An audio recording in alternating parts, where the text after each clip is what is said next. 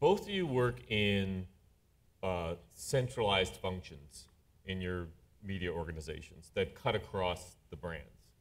And a lot of what you do is educate, best practices, how your organizations embrace automation.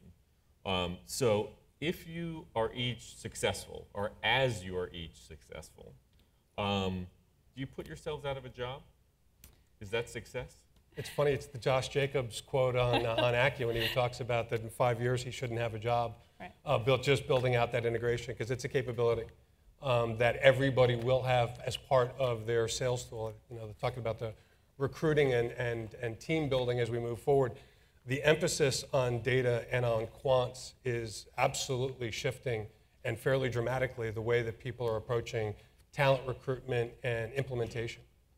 And I was chatting this morning with a couple of my colleagues, and you know, what is the evolution of the current job function of ad ops and planning, and where does that go? And I really see it as going into a professional services role, right? Because if you start implementing technology such as this at large scale across the board in a market, think about, I used to work on the trading floors after DoubleClick. That technology, there's still today, they're running technology as 20 years old in some cases. There's always going to be a need for the support of the technology and the iterative solutions that come from that technology, like a Lightbox or like a different creative format that's coming from this tech. This tech will be a foundation for evolution. Okay. Now, I have to ask one question for Randall, which is he was making fun of the words programmatic and native. Is native going programmatic? Rob, do you want to start on this? I mean, isn't it? It's just it's happening. It's interesting when people talk about native. It's the idea of branded content and the idea that it is the new thing.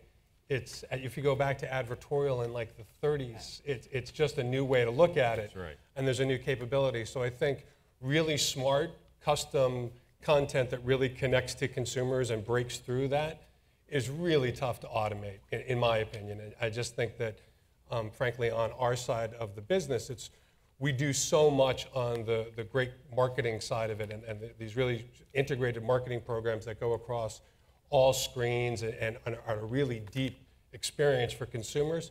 I think it's really hard to kind of automate the biggest version of it, but you can automate a transactional version of it that maybe in the right environment, certainly, and how you kind of, going back to how you define it, it probably can work on some level. Are we gonna automate native, Alanna?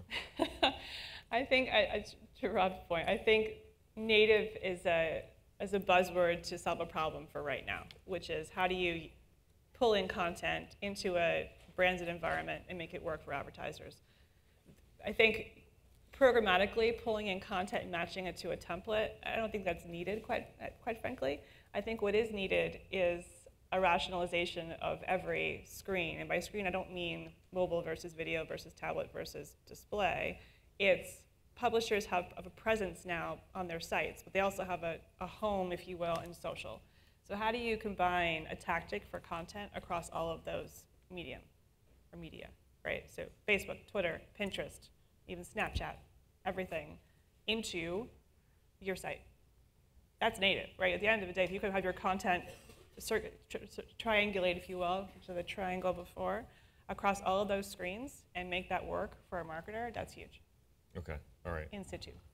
So the answer is native is going programmatic. Watch this. Watch this space, and any native advertising as it achieves scale will be we will automate it. That's right. Down them. That's right. Okay. Unified negotiation. So again, and you guys have alluded to this, but I want to get into this one a little bit, which is. It used to be a couple years ago with all the auction, there was no direct orders, all remnant, and all of us were off on the uncool kids' lunch table, and people were cool, throwing butters at us. But now, as automation has kind of crept its way up and is now wrapped around direct buying and selling as well. what we see among our media owners is more unified negotiation. So whether it's the investment team or the trading director that's sitting with your sellers, it's a more holistic discussion across bespoke, across orders, even across auction. So you and I talked a little bit about that. Give some color about that, and then I want Rob to talk about the upfronts a little bit. Sure. So I think that the different tactics you take in a media plan just translate back to the buyer's expectations and needs, right? So for now we can do auction plus direct and reserve in one media plan. And so it could be that a CPG client wants to find audiences, and that would be best suited for an auction marketplace or a private deal marketplace. Fine.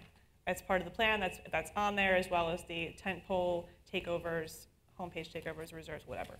I think the holistic plan just really speaks to each tactic in the overall overarching advertiser goal, even for luxury clients. Luxury clients, historically, we've always done tentpole, right? Huge takeovers, video ads, etc.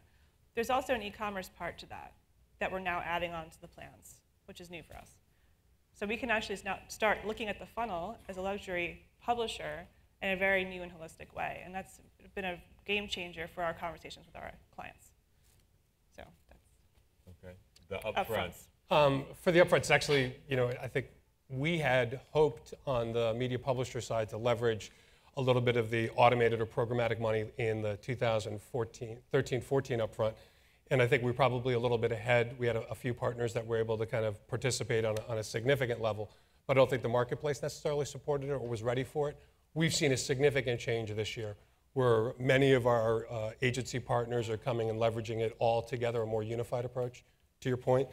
And it's interesting because the idea that everything old is new again, I think a lot of this on the data targeting side reminds me of the optimizers of the 90s. And that was going to be the way that all business transacted. And the idea of leveraging off of or decisioning off of a MRI panel or a Simmons panel to kind of get more closer to a consumer, this is just a much more accurate way to do that and a little bit more sophisticated. So I think that kind of approach is not that far from how we've traditionally done business.